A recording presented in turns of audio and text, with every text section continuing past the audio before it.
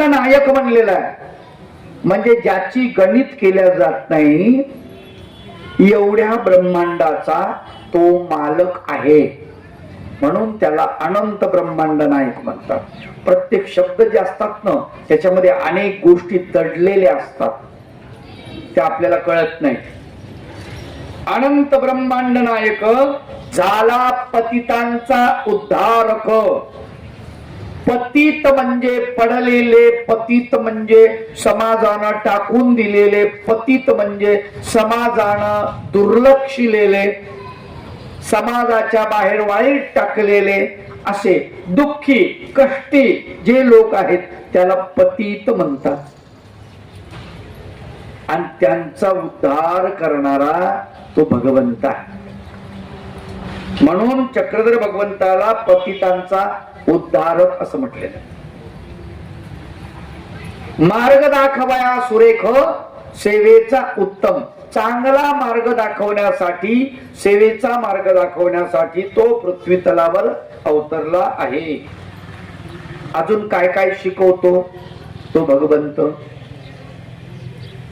माणसाने संयमी असावे, स्वयं दास्यही करावे, कृती तुनची ज्ञान द्यावे, शब्द जाळ व्यर्थचे. माणसाने संयमी असावे. माणसानं कसं असलं पाहिजे? संयमी. आपल्याला संयमच नाही आहे. प्रत्येक गोष्टीमध्ये आपली घाई असते. आता देवपूजा मांडली काल, दंडवत करायचा राहिला तोपर्यंतच लाईन लागली. बर एवढ्या घाईघाईनं देवपूजा करून जायचंही कुठं? जेवण केल्याशिवाय गावात जायचं नाही, तरी पण घाई नाही का? संयम नाही. अगोदर करून निवांत बसू असं डोक्यात असं. बरं प्रत्येकाला वाटतं आपण अगोदर करून निवांत बसू. तरण्याला तेच वाटतं, म्हाताऱ्याला तेच वाटतं. बरं अशी गर्दी करता करता दुसऱ्याच्या पायावर पाय पडतो आपला, आणि त्याच्यामुळे आपल्याला अविधी लागतो, पाप लागतं, लात मारण्याचं पाप लागतं.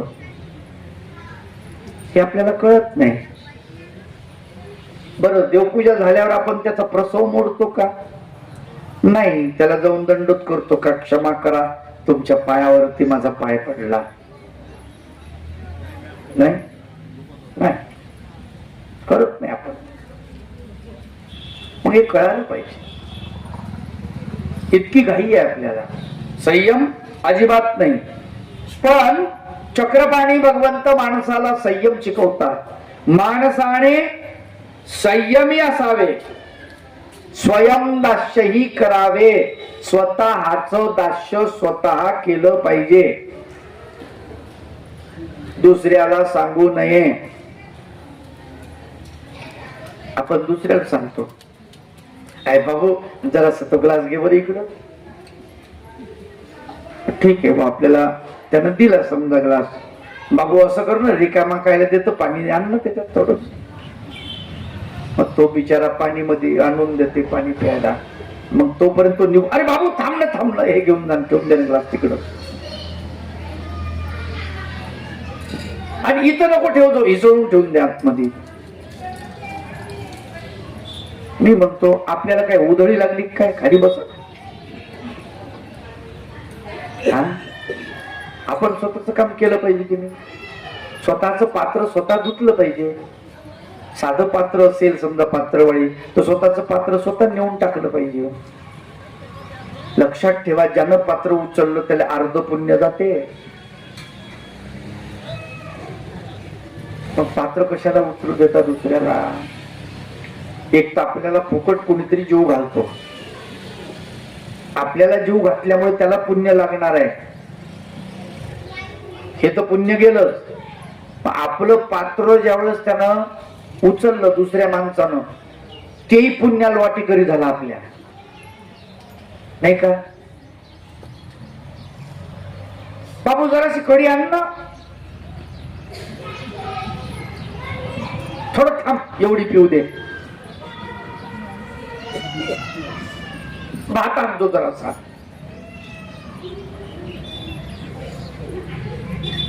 वाटणाऱ्या माणसाने परेशान करणारे लोक आहेत माझ्यासारखे भरपूर आहेत, भरपूर आहेत. काही काही तर 72 माझ्यासारखे 2-2 पंक्ती उठून जातील बसूनच राहते. नाही म्हणते पंगत करणाऱ्या माणसाला पुण्य चांगलं लागलं पाहिजे ना. त्याने बिचाराने एवढा स्वयंपाक केला, मग आपण पोटभर नाही खाऊ का? खायला पाहिजे, काहीच अडचण नाही.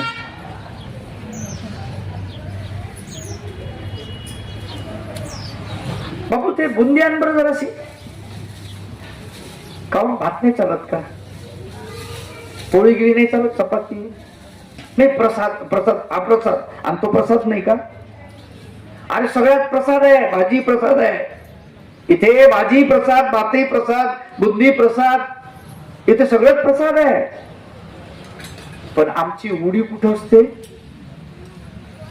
बुंदीवर. त्यातल्या त्यात बुंदी जर समजा पन्नीमध्ये टाकायला भेटली थोडीशी, काहून आजी असं काहून करते? नाही नाताला घेऊन जातो जराशी. तो पण ते प्रसाद नाही आणला का हो? अवघड आहे. स्वतःच दास्य स्वतः केलं पाहिजे. वडनेर भुजंगला बाबांनी एक प्रवचन केलं एकाच लेळेवरती, फार सुंदर केलं.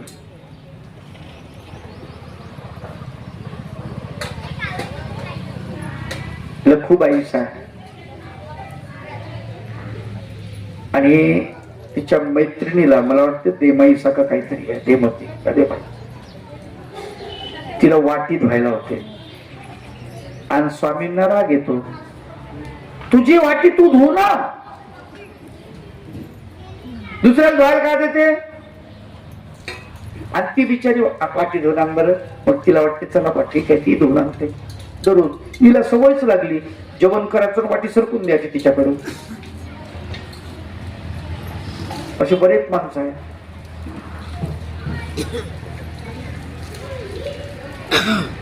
बरं मला सांगा, बाया आथरून टाकून देतात माणसांना प्रपंचामध्ये, बरोबर आहे? आथरून कोण टाकतो? बायाच टाकतात का माणसं टाकतात? कोण स्वतःचा आथरून टाकतं? हातवर करा बरं. त्याला साष्टांग दंडवत करतो मी. वा शाबास. जो माणूस स्वतःचा आथरून टाकतो, स्वतःचा आथरून काढतो, त्याला माझ्याकडून साष्टांग दंडवत आहे. खूप महत्वाचं काम करताय तुम्ही. स्वयंदाश तपस्विनाम. तुम्ही वारकरी असा, महानुभाव असा, कोणी असा, चक्रधर स्वामीच्या एका वचनाचं तुम्ही पालन करताय. भाग्यवान आहात तुम्ही. त्या बाईने बिचाऱ्यानं आथरून टाकायचं, तुम्ही झोपायचं आसूर पसूर मस्त. सकाळी उठायचं, बघ शिंग लागतील दुसऱ्याला. तसंच नाहानीवर जायचं बाथरूम मध्ये, टावेल कुठं आहे? तिथं जाऊन बोंबलाचं. काहून? तुझ्या हाताला का रगत पिती झाली? टावेल मागून राहायला घेऊन जाणार होतं. टावेल अंडरपॅन्ट तुलने आले का जीवावर ते ओझ आहे का लय मोठं? त्या बाईनं गरम पाणी करून टाकलं तिथं. तू टावेल अंडरपॅन्ट तर नाही कमीत कमी तेवढं तर कर. पण तिथं गेल्यानंतर पुन्हा अंडरपॅन्ट तशीच, टावेल लावून इकडं, कपडे कुठे आहे माय? इस्त्री तिनं करायची आणि या पठ्ठ्यानं कपडे घालायचे मस्त टाईट. लोकांना म्हणायचं वा वा वा काय चमकू राहिले पाटील. मग आपलं कामच तसं आहे. तुझं काम आहे का गध्या? तुझ्या बायकोच आहे ते. तिनं चमकवलं तुला, तू विचारच करत नाही. आपण ती बिचारी अंडरपॅन्ट धुते. मग सांगा ते काय नोकर आहे का रे तुमचे? अरे ती अर्धांगिनी आहे, तिच्याही मुखात देवाचं नाव आहे, तीही देवाची भक्त आहे. तुझ्यापेक्षा जास्त देवाचं नाव घेते, देवाला उपहार दाखवते, देवाला स्नान घालते, देवाला झोपवते, आरती म्हणते, झोपी घालण्याची, देवाला उठवते, ती आरती म्हणते, आरती ओळते, धूप दाखवते, दंडवत घालते, उपहार दाखवते, दुपारची आरती म्हणते, देवाचे सुडे धुवून काढते, सगळं सगळं देवाचं करते. नाही देवाचं करून तुमचंही करते. तुम्ही नामस्मरण करत नाही, ती नामस्मरणही करते. एवढं सगळं करून तिच्याही मुखात नाम आहे, ती देवाची भक्त आहे. तुमची नोकर नाही, लक्षात ठेवा. आजपासून पत्नीला कुणीही अंडरपॅन्ट धुवायला द्यायची नाही. पाप लागेल तुम्हाला, पाप लक्षात ठेवा. पाप आहे, समजून सांगितलं पाहिजे. कोणी बाबा लोक समजून नाही सांगत नाही. बंद करा रिकामे धंदे. आपले अंडरपॅन्ट आपण धुवा, नाही तर घालू नका लेखो. तुम्हाला धुता येत नाही तर काय घालता मग.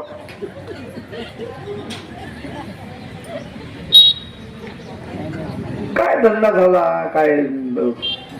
अरे तुम्ही अर्धांगिनी म्हणून आणलेला आहे तिला. तुमची अर्धांगिनी आहे म्हणजे तुमचं सुख दुःख अर्ध वाटून घेते, बरोबर आहे. मग ती जर अर्धांगिनी आहे, तिचं सुख दुःख अर्ध वाटून घ्या ना. ते सत्यपाल बाबा म्हणते तसं 4.5 महिने वागवा, मग कळते. तुमचे कपडे दररोज ते एखाद दिवस तुम्ही तिचं लुगडं धुवून द्या ना, काही बिघडते का. पाहू बरं. आम्ही माणसानं करावं का आहे का, मग ते काय नोकर आहे का तुमचे. एक लक्षात, स्नेह आहे त्यांचं, तुमच्यावर प्रेम आहे, त्याच्यामुळे ते करतात. तुम्ही काही करत नाही याचा अर्थ तुमचं त्यांच्यावर प्रेम नाही, तुम्ही त्यांना नोकर समजता. हे चुकीचं आहे. स्वामी चक्रधर महाराज शिकवतात, स्वयं दास्य तपस्विनाम. स्वतःच दास्य स्वतः केलं पाहिजे, दुसऱ्याला सांगितलं नाही पाहिजे. म्हणून चक्रपाणी भगवंत काय शिकवतात त्याचं वर्णन इथे ग्रंथकार करतायत. मानसाने संयमी असावे, स्वयं दास्य ही करावे, कृतीतूनची ज्ञान द्यावे, शब्द जाण व्यर्थची. नुसतं शब्दानं समजून सांगणं काही अर्थ नाही, कृतीमधून सांगितलं पाहिजे.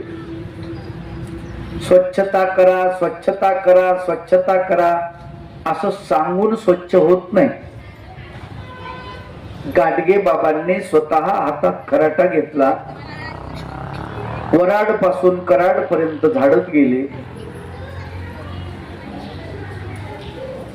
आज गाडगे बाबाला लोक मान देतात. आज मेल्यानंतर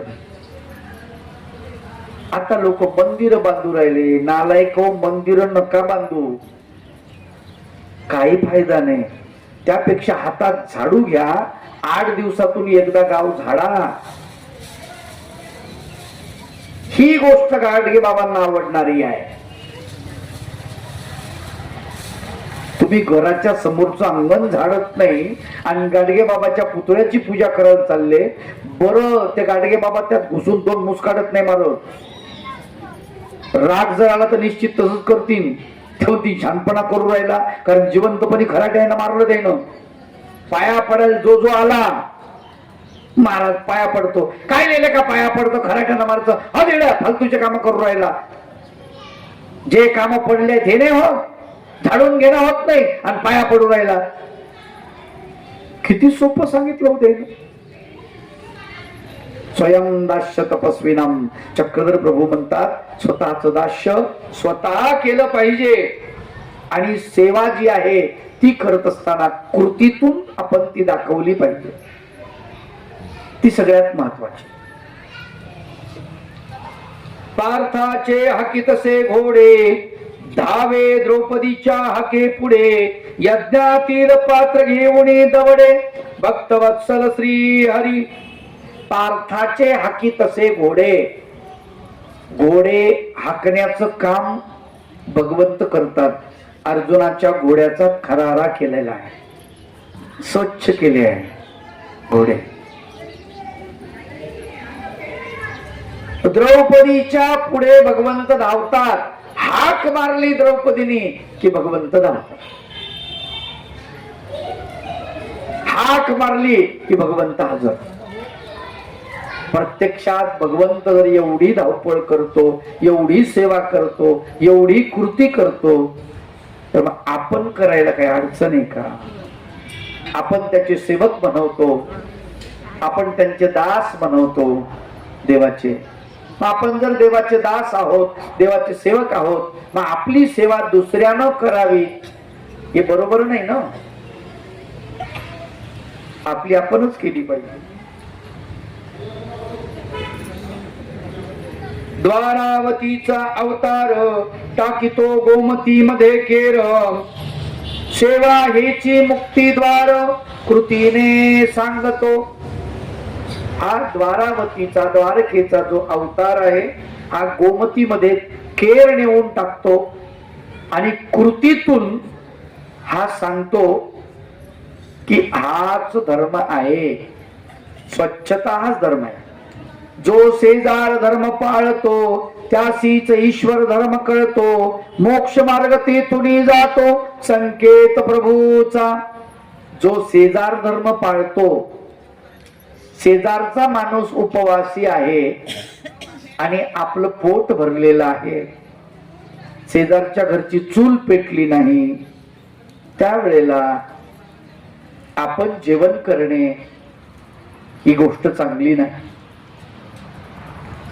ज्याला शेजार धर्म कळतो त्यालाच ईश्वर धर्म कळायला लागतो, अन्यथा कळत नाही. ज्याची भूतमात्रावरी प्रीती व अध्यात्माकडे प्रवृत्ती, त्यासीच येईल प्रतीती ब्रह्मानुभूतीची. ज्याची भूत मात्रावर प्रीती आहे, सकल भूत मात्रावर ज्याची प्रीती आहे, प्रेम आहे. बघा चक्रधर भगवंताचं प्रेम आहे की नाही. डोमेग्रामला मठ बांधण्याचा कार्यक्रम सुरू होता, कुंभा.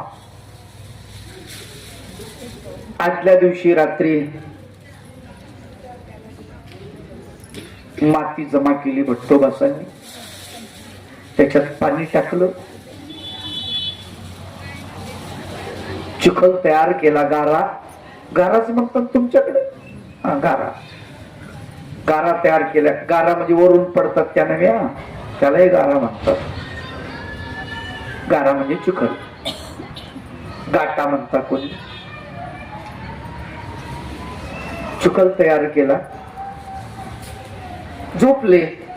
सकाळी उठले, मुखमार्जन केलं, प्रातःविधी उरकले. स्वामी चक्रधर महाराज म्हटले काय सुरू व्यापार. भट्टोबास गेले. जसं फावडं मारलं त्या चिखलामध्ये आणि चिखल तोडला, एक पावडं मारलं, चिखलाचा गोळा जसा बाजूला केला, तसंच आतून काय निघाल्या, मुंग्या. आपल्यासारखं असतं तर काय म्हणलं असतं, रे मुंग्याला काय काम पडलं, बाजू ते चिरल्या, घ्या घ्या घ्या, येतच असते मुंग्या. तसाच चिखल तोडलं असतं. भट्टोबा स्वामींकडे गेले. मुंग्याचं काही नातं आहे का भट्टोबाच? पाहुणे आहे का मुंगे त्यांच्या? मित्रपरिवार काहीच नाही. देवाला म्हणतात जी जी मुंग्या निघाल्या, देवानं काय म्हणावं, ठीक आहे ते बाजूला राहू द्या, दुसरा चिखल तयार करा. आपण म्हणलं असतं काय देवा, रात्री एवढी मेहनत घेतली, चिखल तयार केला आणि ते सोडून द्या म्हणता तुम्ही, ही कुठली पद्धत आहे? देवानं सांगितलं दुसरा करा. भट्टोबासही म्हणतात ठीक आहे, ते काही बोलले नाही. पुन्हा माती खोदली दुसरी, त्याच्यात पाणी टाकलं, पाणी मिसळलं, कालवलं आणि मग तो ताजा गारा, ताजा चिखल हा तसाच टाकून दिला आणि त्यांनी मठाचं बांधकाम सुरू केलं. त्या बारीक मुंग्यावर देवाची प्रीती आहे, प्रेम आहे, भट्टोबासाची आहे. नाही तर मेले असत्या ना मुंग्या. आऊसानं कुत्र्याला लाकूड मारलं. लाकूड कसलं होतं? चुलीतलं जळतो, कोलीत. कशामुळे मारलं माहितीये? नागदेव आचार्याची झोळी घेऊन पळायला लागलं ते. ते केकाटलं मोठ्याने. देवानं काय केलं, कानावरती आपल्या कर्णावरती आपले श्रीकर ठेवले. अवसान काय विचार, जे जे आपण काही व्यापका होईजे. स्वामी म्हणतात होईजेल मान आहे का? हो म्हणले, आम्ही व्यापकच आहोत. म्हणजे कुत्र्याला मारलं तर तुम्हाला लागलं काय, असा प्रश्नाचा अर्थ होता. व्यापक असल्यावरच लागेल ना. जसं पोराला मारलं आईला लागतं की नाही, बापाला लागतं की नाही, तसं तुम्ही आहात का? देव म्हटले हो. त्याला मारलं काय सांग पहिले. म्हणजे काल त्याने एक झोळी नेली म्हणे, आजही ते झोळी न्यायला आलं म्हणे, सोकलं म्हणे ते आता. देव म्हणतात मग त्याची कोणी काही माय बहीण आहे का? पोळ्या लाटून ठेवून, भाजी करून ठेवून, ताक ठेवून, आचार ठेवून, कोडी आणून, खा बाबा दादा भाऊ लय दिवसाचा आला माय तू खाय बाबा, असं म्हणत नाही. आपले आपण सांभाळले की आपलं आपण सांभाळावं, त्याला कशाला मारायचं. प्राणी मात्रावर दया, शेजाऱ्यावर प्रेम करायला आपण शिकलो तर आपण भगवंतावर प्रेम करायला शिकू ना. क्रम आहे. कुटुंबावरती प्रेम करा, घरातल्या सर्व सदस्यांवरती प्रेम करा, शेजाऱ्या पाजाऱ्याला जीव लावा, गावावरती प्रेम करा, तालुक्यावरती प्रेम करा, देशावरती प्रेम करा. आणि मग आता तुम्ही पात्र झाले, जगावरती प्रेम करा. आणि मग आता तुम्ही भगवंतावरती प्रेम करू शकता. कारण लायकी बनली नाही ना अजून आपली. भगवंत लहान थोडाच आहे, जगापेक्षा मोठा आहे तो. त्याच्यावर तुम्हाला प्रेम करायचं तर जग त्याच भगवंताच्या स्वरूपामध्ये आहे, नाही का? हे जग म्हणजे काय वेगळं थोडंच आहे, त्यानंच रचलेली सृष्टी आहे ना. कोणालाही त्रास देऊ नका. स्वामी चक्रधर महाराज म्हणतात, मुक्तीची चाड तेने मुंगी विरुण चिंतावे. ज्याला मुक्तीची चाड आहे, मोक्षाची चाड आहे, त्यानं मुंगीचं वैर सुद्धा चिंतायचं नाही. मुंगी सुद्धा त्याची दुश्मन नाही झाली पाहिजे, हे माणसाला कळलं पाहिजे. पण ज्याची भूतमात्रावरी प्रीती आहे त्याचीच अध्यात्माकडे प्रवृत्ती होते, इतरांची होत नाही. अवतार कथा करू कथन, देवाचे चरित्र गहन, त्याशी ब्रह्मचर्याचे पालन त्यानेच नियमिले. आता मला त्या अवताराची कथा कथन करू, जे देवाचे चरित्र आहे भगवंताचे गहन अशा प्रकारचं, कुणाला समजणार नाही अशा प्रकारचं ते चरित्र. त्याशी ब्रह्मचर्याचे पालन, ब्रह्मचर्याचं पालन करणारा तो भगवंत आहे. त्याने स्वतःला नियमन केलेलं आहे, त्यानेच ते नियम लावलेला आहे, मी ब्रह्मचारी राहीन म्हणून. तो ईश्वराचा अवतार, सहज होतसे चमत्कार, मुख्या वाचा अंधनेत्र, देत होता दयाळ. तो परमेश्वर, तो ईश्वर सहजतेनं चमत्कार करत होता किंवा होत होते चमत्कार. चमत्कार करण्यासाठी नव्हता, त्यानं जी कृती केली ती आपोआप चमत्कार बनायची. चमत्कार करायचे म्हणून भगवंताने कधी चमत्कार केलेले नाहीत. मग त्या क्रियेमधून कुणाला नेत्र भेटत होते, डोळे मिळत होते, कुणाला वाचा मिळत होती. अशा प्रकारे भगवंताचं कीर्ती सगळीकडे पसरली होती. तो देवाचा परिवार, त्याचा सर्वदेशी संचार, चक्रपाणी जैसा दातार, म्हणे कुणी असेना. चक्रपाणी भगवंतासारखा दातार म्हणजे दानी कुणी नाही, अशा प्रकारचे लोक सगळीकडे म्हणत होते. प्रभू कीर्तीची धवलता महाराष्ट्री उदेला सविता, ते अमृतलीळा गाथा जनी प्रगटली. प्रभू कीर्तीची धवलता, धवलता म्हणजे शुभ्रता, निर्मळता, स्वच्छता, भगवंताची कीर्ती कशी प्रकार आहे त्याचं वर्णन करतायत. महाराष्ट्री उदेला सविता, उदेला उदेली नव्हे, सविता शब्द स्त्रीलिंगी वाचक नाही. पुन्हा सांगतो, पुलिंगी वाचक शब्द आहे.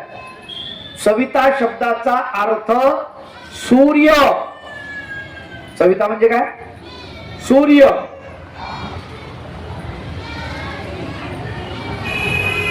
तर महाराष्ट्रामध्ये हा सूर्य उगवलेला आहे.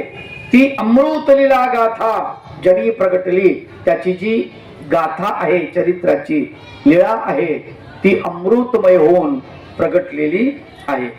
कुणाचे संकट निवारिले, कुणा दुःख मुक्त केले, महाराष्ट्राचे दैवत झाले चक्रपाणी प्रभूती. कुणाचं संकट निवारण केलं, कुणाला दुःखातून मुक्त केलं, या संपूर्ण महाराष्ट्राचं चक्रपाणी भगवंत दैवत झालेले आहे. एके समयी अघटित झाले, महाजन समोर बैसले, तेव्हा चमत्कारिक वागले श्री चक्रपाणी. एका समयाला, एका वेळेला अघटित घडलेला आहे. काय घडलेलं आहे? महाजन लोक, मोठे लोक, महाजन म्हणजे मोठे प्रतिष्ठित, समोर बसलेले आहेत. निरोपण चालू आहे आणि चमत्कार झाला. काय चमत्कार झाला ते पुढे सांगतात.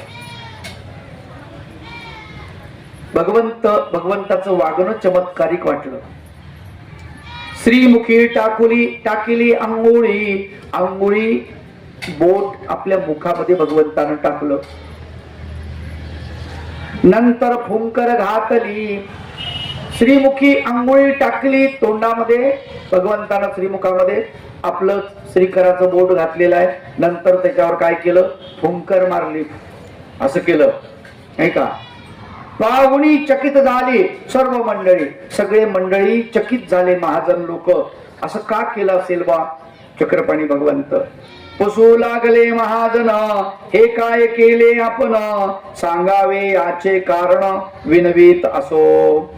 पुसायला लागले, विचारायला लागले महाजन की असं तुम्ही नेमकं काय केलं आहे आणि याचं कारण काय ते आम्हाला सांगा. तेव्हा वदले चक्रपाणी, कामाख्या नामे सुगरणी, तळण काढीत होती म्हणून ओळली ती. स्वामी सांगतात की सुगरण बाई आहे, सुगरण, कामाख्या नावाची, आणि ती तळण करत होती म्हणून तिची करंगोळी पोळली, चटका बसला आणि त्यामुळे आम्ही तिची करंगोळी इथून विजवली, ती वेदना कमी केली. कावरुळी देशी राहती, ती हठयोगाची जाणती, आद्यंत सांगितली माहिती महाजनासी. महाजनांना ती माहिती सांगितली भगवंताने. कावरुळ देशीची ती हठयोगिनी कामाख्या, ती कामाख्या तळण करत होती. तळण करताना ती पोळली, त्याच्यामुळे आम्ही इथे अंगुळी आमच्या मुखात घातली आणि इथून तिच्या करांगोळीची वेदना ही शमवलेली आहे. संदेह वाटला लोकांशी, लोक विचार करायले हे इथं आणि ते तिथं, अंतर किती आहे? भरपूर. लोकाला सहज शंका वाटली. दिले पाठवून एकाशी, कामाख्याच्या गावाशी पडतावया. कामाख्याच्या गावाला चौकशी करण्यासाठी एका माणसाला तिथी, वार, नक्षत्र, वेळ हे सगळं असं लिहून पाठवलं. या वेळेला अशी घटना तिथे घडली आहे का, चौकशी करा. असं होतं. याला तर 800 वर्ष होऊन गेले, पण एक माणूस बघितला होता. नांदेड जिल्ह्यामध्ये मुदखेड नावाचे स्टेशन आहे, रेल्वे स्टेशन. तिथे एक स्टेशन मास्तर होता. तो आता एक 10 वर्षापूर्वी रिटायर झाला. त्याला मी बघितलं होतं. लोक त्याच्याकडे धावत पळत जायचे आणि त्याला सांगायचे की माझ्या भावाला, भाऊजाईला, पोराला, सुनेला सर्पदंश झाला. त्याला जाऊन सांगायचे. तो कामात जरी असेल त्याला सांगितलं तर एवढ्या जोरात मुस्काटात मारायचं, माणूस जर असं हलकं उभं राहिलं खाडकन खाली पडायचं. ते इतक्या जोरात मारायचं. ते कोणाला? सांगणाऱ्या माणसाला. योगायोग असा, ज्याला मारलं